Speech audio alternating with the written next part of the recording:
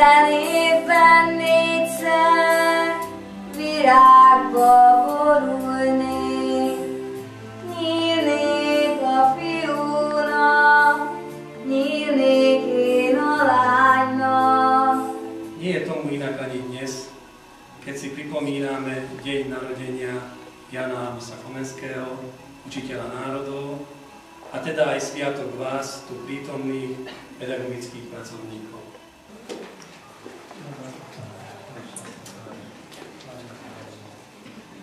Hogy nem egészen ez az igazság.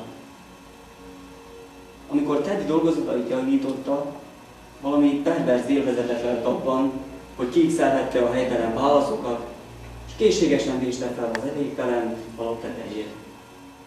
Vážený pán riaditeľ, ctený pedagogický zbor, vyslovujem vám úprimné poďakovanie, že ste prijali naše pozvanie ku Dňu učiteľov.